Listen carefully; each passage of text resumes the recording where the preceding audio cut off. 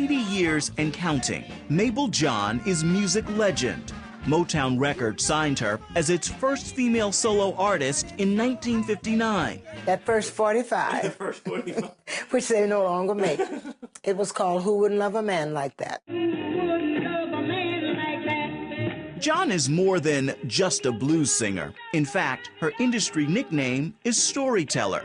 Most of the songs that I did at Motown were taken from some life experience of mine. As the oldest of 10 children, Mable grew up in a family of singers in Detroit. Her brother, Little Willie John, penned the famous tune, You Give Me Fever. She served as a church choir director, running numbers on the side, when she met Motown's Berry Gordy. The moment I said, I'm going to have a coach, and I'm going to sing, and I'm going to make records, well, they just had, you can't do that. That's of the devil. and what none of us really realized, that my whole lifestyle was of the devil, if that, you know. I could go to jail for what I was doing. She left the gambling behind when she signed the record deal and rededicated her life and voice to the Lord. Talk about the grace of God. God rescued me from myself. She also promised God she'd share her faith, even in an industry plagued with temptation and trouble. They always made like a joyful fun of me because I sound so gospel.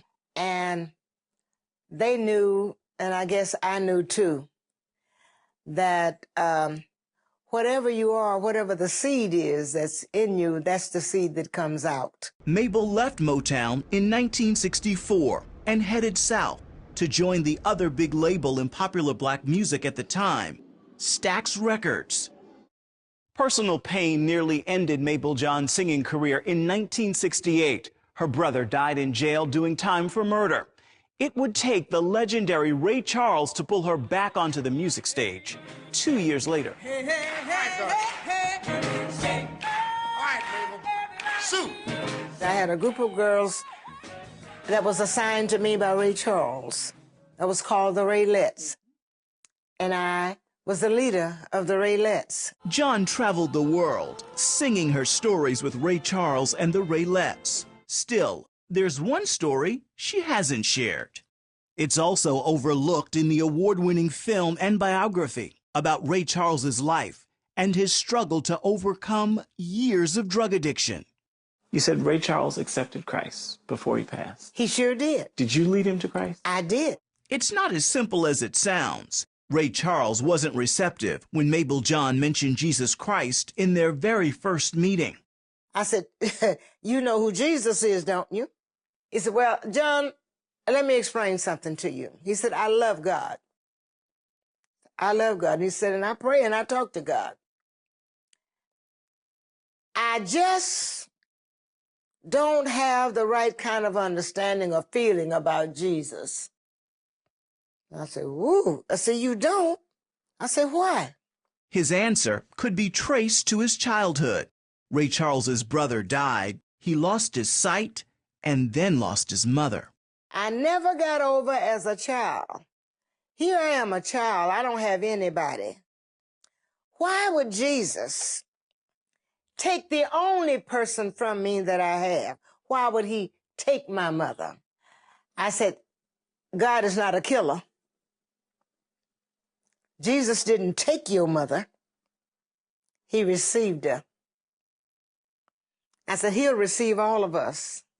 In the years following that conversation, Mable John and Ray Charles often studied scripture together while on the concert circuit. I knew he was reading.